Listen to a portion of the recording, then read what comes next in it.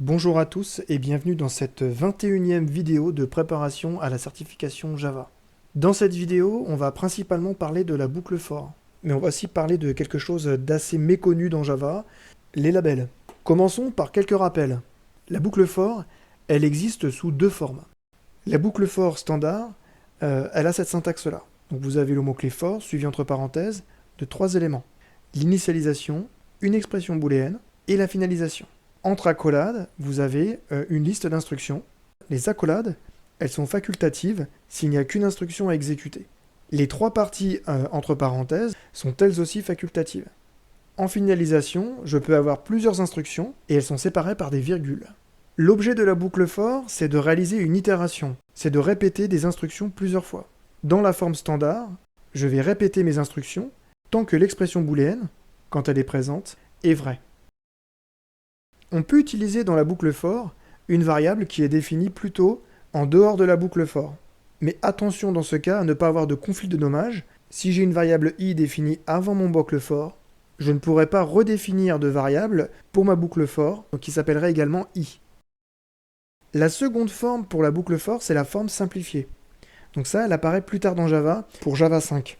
Cette forme simplifiée, elle s'applique aux collections, puisque dans la grande majorité des cas, quand on itère, c'est sur un tableau.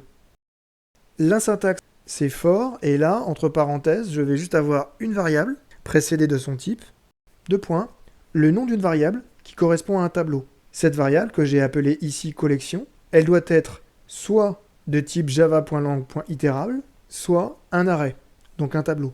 Là aussi, les accolades, elles sont facultatives s'il n'y a qu'une instruction exécutée à chaque boucle. Ce qu'il faut savoir aussi, c'est qu'on peut sortir prématurément du bouclage avec un break. Donc ça, c'est un mot-clé Java. On peut aussi passer directement à l'itération suivante sans exécuter toutes les instructions en utilisant continue, qui est également un mot-clé. Break et continue, ils sont valables globalement pour toutes les itérations, donc on a aussi while, do while, etc. Mais on ne peut pas les avoir avec un if.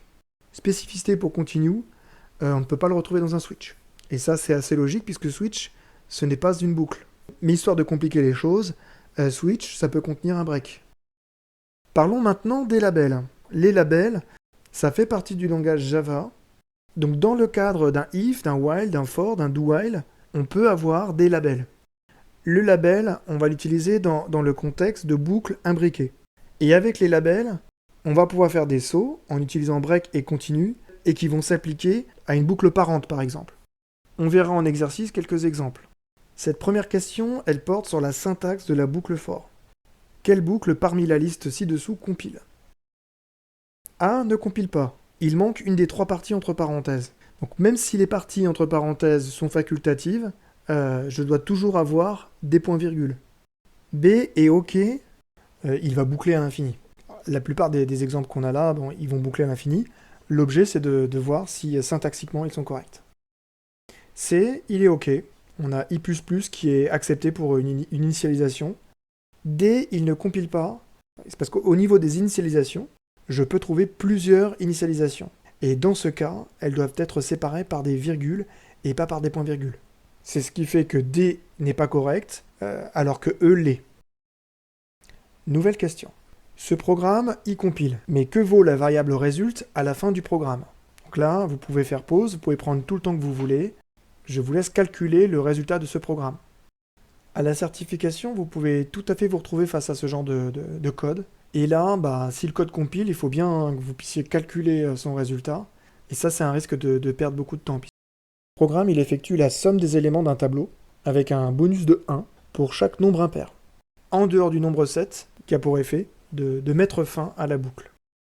Pour calculer cet exercice, il faut noter le résultat des variables à un début et en fin de chaque itération. Je vous mets ici le tableau des valeurs que prend la variable résulte en début et en fin de chaque itération. La boucle for, elle itère de 0 jusqu'à la taille du tableau suite. À chaque itération, elle récupère dans une variable item un nouvel élément du tableau suite. Donc elle va prendre 1, puis 2, puis 3, puis 5, puis 8, puis 7, puis 3. Après avoir récupéré une nouvelle valeur, elle va l'ajouter à ma variable résulte qui est initialisée à 0. Ensuite, si ma variable résulte modulo 2 est égale à 0, Donc si résulte est pair, j'exécute un continue, je passe directement à l'itération suivante. Mais si résulte n'est pas pair, et que la valeur récupérée du tableau pour cette itération vaut 7, j'exécute un break, et je sors de la boucle for. En fin de boucle, j'incrémente résulte. À la première itération, je récupère la valeur 1. Donc résulte, il passe de 0 à 1. Comme il n'est pas pair, je n'écourte pas la boucle, et comme l'item que j'ai récupéré n'est pas 7, j'exécute bien le résulte plus, et résulte passe de 1 à 2. On passe alors à la seconde itération. On récupère une nouvelle valeur dans le tableau suite, c'est la valeur 2.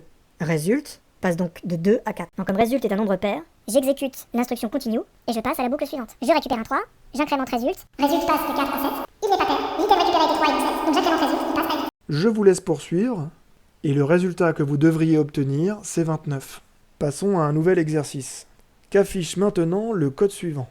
J'ai une méthode main qui contient une boucle for, et qui va boucler en partant d'une valeur 0, qu'elle incrémentera à chaque boucle, jusqu'à ce que la valeur ne respecte plus la condition i strictement supérieure à 2. Donc on voit que cette boucle ne peut itérer que de façon très limitée, de 0 à 1. La boucle ne contient qu'une instruction, et c'est un break. En fin de méthode main, on affiche la valeur de la variable i. La question que je vous pose est donc qu'affiche ce code. Ce code, il ne va rien afficher, puisqu'il ne compile pas. La variable i que je définis dans la boucle for, c'est une variable qui est locale au bloc d'instruction de ma boucle for. Je ne peux donc pas l'utiliser ligne 11 et j'ai une erreur de compilation. Nouvel exercice. Parmi les réponses suivantes, lesquelles sont correctes?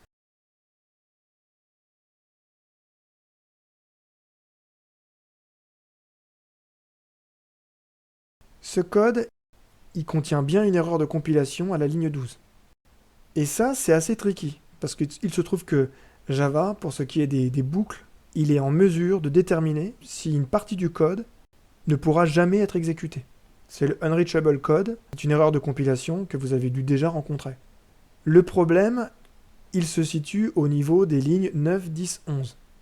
À la ligne 9, on a un if qui nous dit que si i est plus petit que 5, on passera directement à l'itération suivante, et que si i n'est pas plus petit que 5, on sortira du for.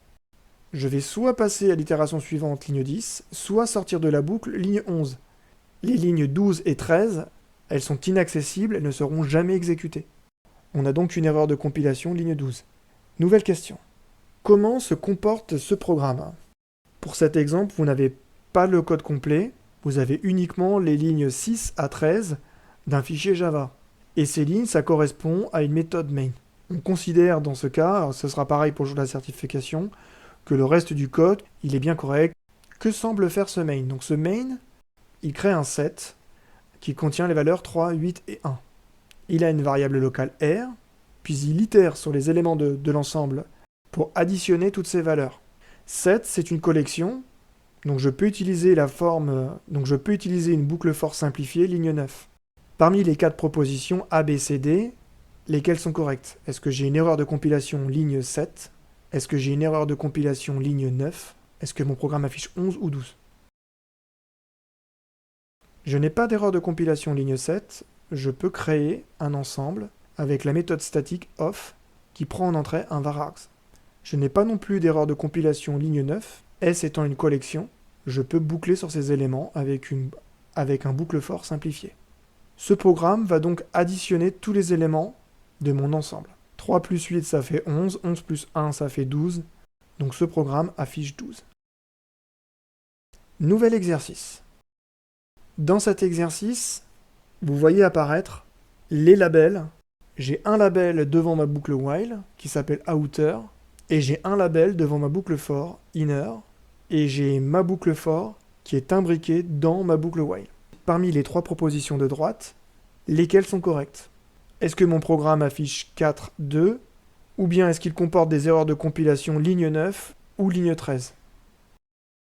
Ce programme y compile. La syntaxe pour les labels, elle n'est pas compliquée. Elle consiste à préciser avant la boucle un label suivi de 2 points. Puisqu'on a indiqué des labels, on peut dans le code, pour des instructions break ou continue, préciser un label, et ça va indiquer donc pour quelle boucle il doit s'appliquer. Si on essaie d'exécuter mentalement le code, donc on a deux variables, i qui vaut 3, j qui vaut 0. On a une boucle infinie avec un while true ligne 8. Donc le code, il compte sur le break, qui est ligne 13, pour pouvoir sortir à un moment donné de la boucle while. Dans le while, on n'a qu'un for, et ce for, il est précédé d'un label inner. Il itère de j qui vaut 0 jusqu'à 9, puisque la condition de terminaison de la boucle for, c'est j strictement inférieur à 10. Dans la boucle for, à chaque itération, on teste la valeur de j. Si j est strictement inférieur à 2, on passe à l'itération suivante. Si j n'est pas strictement inférieur à 2, on incrémente i. Si on atteint la ligne 13, on met fin à la boucle while, et on passe directement à la ligne 16. On est donc sur la boucle for. À la première itération, j vaut 0. J est strictement inférieur à 2, donc on passe à l'itération suivante. J vaut 1, il est toujours strictement inférieur à 2, on passe à nouveau à l'itération suivante. J vaut maintenant 2, donc cette fois, on ne passe pas par le continu. I est incrémenté, il passe donc de 3 à 4. Puis on arrive sur le break à hauteur, et là on ne sort pas uniquement de la boucle for, on sort également de la boucle while, puisque le break s'applique à la boucle while, et on arrive donc à la ligne 16, qui affichera 4 et 2, puisqu'on s'est arrêté à j égale 2. Un point important à noter, c'est que la variable j, elle est définie ligne 7, elle n'est pas définie localement à la boucle for, autrement, on n'aurait pas été en mesure d'y accéder ligne 16. Passons à l'exercice suivant. Comment se comporte ce programme? Ce programme, il contient à nouveau des labels. Est-ce qu'on a une erreur de compilation ligne 12, ou le programme affiche-t-il 1, 2, 4, 5? La bonne réponse, c'est la réponse B, ce code y compile. Je vous laisse l'exécuter et vérifier qu'il affiche bien 1, 2, 4 et 5.